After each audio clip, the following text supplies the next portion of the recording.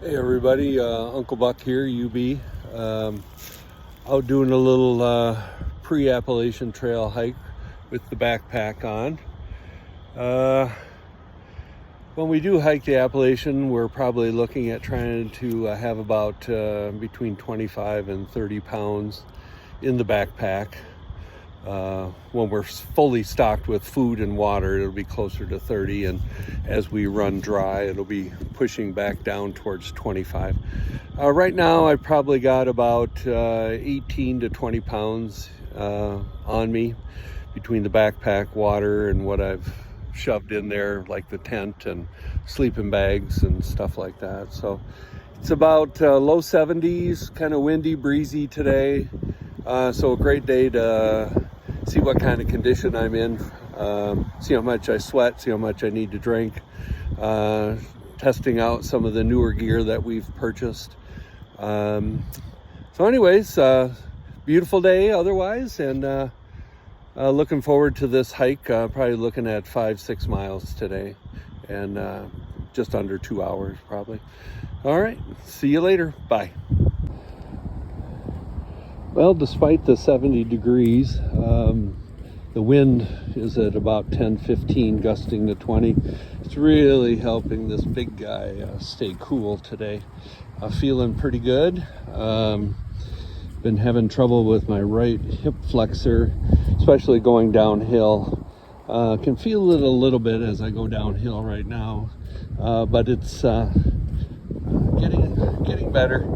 It seems like when I golf, I aggravate it with twisting and turning with your swing of the club. It seems like when I don't golf for a while, it actually gets better. So when I get to the turnaround point, I'm going to just go over a few of the newer items that are making their maiden voyage on a hike with me today. I won't go through everything that I'm taking on the hike. Just a few of the newer things that I'm trying out and liking. And later on, Pure Beauty and I will go in more detail on some of the equipment that will be in our backpacks for our epic journey. So for now, I've got another 1.5 miles or 2 before the turnaround. And when I do get to the turnaround, we'll go over a few of those items that I've been just talking about. Couple of things as I'm walking on the Ice Age Trail today. Been a lot of blowdowns in this section over the last couple of weeks. You can see quite a few, and many of these have been from previous years, but they're starting to really accumulate. Some people call those widow makers, because when you're sleeping outside in a tent, let's just say you'll never know when it hits you. The Appalachian Trail has blazes very similar to the Ice Age Trail. You can see that yellow one on the tree there. That helps you know that you're heading in the right direction. You're still on the trail. So Ice Age Trail is a yellow blaze. Appalachian Trail is a white blaze of exactly the same size. Just wanted to point that out to you. And I know I was on this trail a few days ago, and I think up here ahead just a little bit is a more recent blowdown that had pretty good size, and I'm guessing that the trail maintenance crews for this section of the Ice Age probably haven't gotten to it yet. But you never know, those people are amazing. They really put in a lot of hard work, and us hikers really appreciate their efforts. I've seen them doing some work over the years, and all volunteer hours. Let's see, so yeah, right here is one particular tree. You can tell because the wood looks kind of fresh, but right there, that one has been in recent weeks right there. And as you can see, part of the tree or split the trunk almost right down the middle. And so yeah, even although this one doesn't appear that big, if it landed on you in a tent, you'd be toast. Well, maybe they did get it cleared. That's amazing that they've been out here. That's part of that tree that I was just showing you where it snapped. Anyways, just a few hundred yards from my turnaround, making good time, feeling good. The wind's getting me kind of dried out in the mouth, so I've been drinking a little more water than I normally do, but that's okay. It's easy to forget about drinking and then you get a little dehydrated, so it's very important to stay on top of that. So yeah, I'm guessing that those trail maintenance crews have been in here and did some sawing, because I know there were 2 blowdowns that crossed the trail that I had to step over, or even sit on the log and swing my legs over, because they were fairly decent size. So anywho, good job trail maintenance for the Ice Age Trail. There we go. Anywho, these are Brooks Cascadia 18 or 10 or 18. Brooks Cascadia 18. Got these recently from a Fleet Feet distributor, and really liking them. I had recently got some shoes to replace my old hiking shoes, and I just bought them on my own, and the first time out they really tore my feet up. I had multiple blisters to the point of bleeding. So took those shoes back, went to the professionals at Fleet Feet, and they got me all set up, and these shoes are doing tremendously better. One of the other purchases, the thing I've been searching for, and I think I finally found them, is these socks. They're called Icebreakers. Recently got them from REI, and I've been impressed with them in combination with this new pair of shoes I have. I don't know if I've had a better set of socks and shoes for hiking than I have right now, so pretty happy with that. Bought 2 pair. I'll have 2 pair on the trail, and then 1 pair of other socks that I'll wear at bedtime if necessary to keep my feet warm.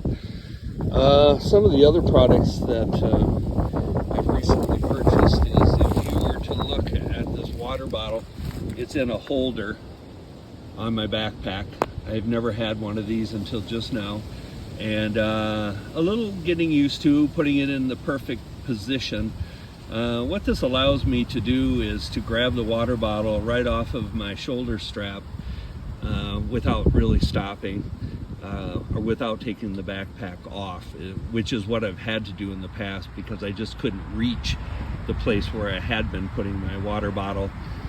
Another item that I'm trying out here is this extremely lightweight, I'm not sure what the heck it's made out of, but basically you lay it on a log, you lay it on the ground, and you can sit on it and keep your rear end clean when you just need to take a break as you're hiking down the trail. So should be, I mean, everybody's got them on the trail, some form of this, so I'm sure it works just fine. Another item that I'm not going to test today, but we recently got our GPS device. This is basically mostly for emergencies. If one of us gets seriously injured and we need someone to come get us, rescue us, we push a button on that and it sends out an emergency beacon with latitude, longitude, and somebody comes to get us. It does, you do get a subscription monthly, and then you also purchase insurance to cover any expenses, which could include like a helicopter ride, which we know for a fact can run up to $20,000 for one ride to a hospital on one of those. So we've got that, and I think that, and this is my backpack. It's an Osprey. Really like it. I think it is 65 liters, so it holds roughly 65 liters of gear. And I've had to, on this hike specifically, adjust some of the straps. There's multiple adjustments. You want the weight to be primarily on your hips. And since January, mid-January, I have lost 17 pounds. So what I had it set for before I started losing weight, I've had to adjust for my current size. And I will probably, as I'm on the Appalachian Trail, continually lose weight. It's pretty hard to stay at your weight. It's hard to consume as many calories as I'm going to burn. So I'll probably continually adjust this as time goes on. So there you have it. But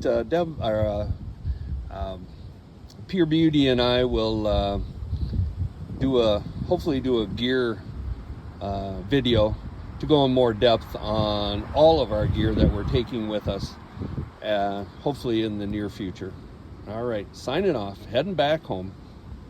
One more item I forgot that I'm taking on its maiden voyage. These are Kuhl, Kuhl, that's the brand, convertible hiking pants. So they can be slacks when it's cooler out, and then you can zip off each leg like I have, and they change into shorts. And this is the very first time I've worn them. I've had a pair from a different company, Duluth Trading Company to be exact, and I really liked them. But because of my weight loss, I needed to get another pair that fit me around the waist better. So anyways, looks like these are a success, and I'll be wearing these on the Appalachian Trail. Hey, UB here. Just something very interesting. Just when you think you know everything. A few minutes ago, my trekking poles, which I've had for several years, and they're not the fanciest, but they do the job, and they've never given me any problems, so been happy with them. Eddie Bauer got them for free basically through some kind of promotion if I buy something else or whatever. But anyways, I had no idea the strap was adjustable. So I just assumed the opening in the strap right there is what it was, or you know, it just is what it is. And so when I put my hands through it, of course I've got fairly decent sized hands, it was a little bit snug, you know, almost like I wish they were a little bigger. So anyways, but you know me, just like que sera, sera. So anyways, lived with it all of these last 3 years that I've had them. And today I discovered that right in there's a way to adjust the size of that loop. And now I've adjusted them so they fit my hand and wrist so much better. This day just keeps getting better every minute. And here's a little view of my return. Beautiful blue sky day, still in the 70s. And despite the wind being about 20 some miles an hour, I don't know if you can see the trees moving up there, I really don't feel hardly any of it down here. You can see that tree moving back and forth. So one of the things in the Appalachian that when you do get in the trees, and they even have areas that they call the green tunnel because it's so heavily vegetated that you can't even hardly see more than 15, 20 feet in. You really don't get the benefit of the wind to help keep you cool, but also you don't have the sun glaring on you, so it's a trade-off, I guess. So anyways, again, beautiful day, another couple of miles and today's hike will be wrapped up. Legs are feeling good. Nothing's really bothering me too much. The backpack feels really good on my hips as far as weight distribution. The birds are singing, if you could hear that. I'm not sure, but anyways, thanks for coming along with me today. And again, this is me practicing for the real deal on the Appalachian Trail. So thanks for bearing with Pure Beauty and I as we put some of these videos together and put them on YouTube. I imagine we'll get better as time goes on. All right, signing off for now, and we'll see you down the road. Hey, it's UB again. I know I thought I signed off the last time I shot a video, but as I'm walking down the trail, I thought of one more piece of gear that I got relatively recently that I had no idea that I'd be taking on the Appalachian Trail. And it is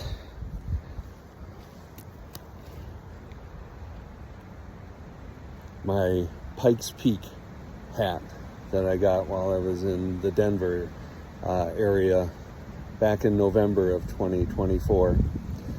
I bought it because I thought it really, made me kind of ruggedly handsome.